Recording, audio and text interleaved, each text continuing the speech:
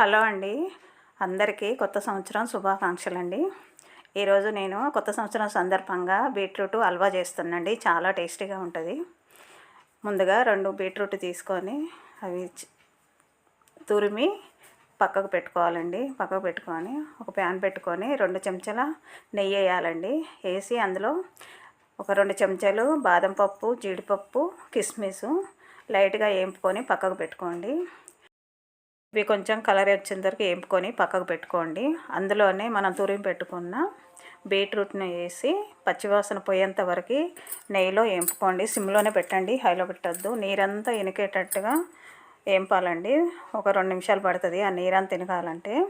అందులో ఒక 10 గ్రాముల బెల్లం వేసానండి. మీకు 10 గ్రాములు అంటే అర్థం కాకపోతే ఒక 2 చెంచాలు, పెద్ద చెంచాతోటి 2 చెంచాలు వేసి కొంచెం 2 చెంచాల వాటర్ వేయండి. ఆ బెల్లం కరిగేంత వరకు సిమ్లో పెట్టి దగ్గరికి వచ్చేంత వరకు వేపుకోండి. ఇట్లా చిక్కగా దగ్గరికి వస్తుందండి. ఇదంతా దగ్గరికి వచ్చేసరికి ఒక 2 నిమిషాలు పడుతుంది. అది మొత్తం దగ్గరికి వచ్చిన తర్వాత 2 చెంచాల వెండి కొబ్బరి పొడి అండి వేసి, ఒక రుచికి తగినంత కొంచెం ఇలాచి పొడి అండి చిటికెడు వేసి బాగా కలుపుకోండి. కొంచెం దగ్గరికి రావాలండి. అది దగ్గరికి వచ్చినాక మనం వేంపి పెట్టుకున్న జీడిపప్పు, కిస్మిస్ కూడా అందులో వేసి దింపేసుకోండి. అంతేనండి, ఎంతో రుచికరమైన బీట్రూట్ హల్వా రెడీ అయిపోయిందండి.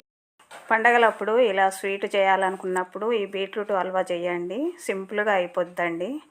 ఈ వీడియో కనుక మీకు నచ్చితే లైక్ చేయండి, షేర్ చేయండి. Thank you.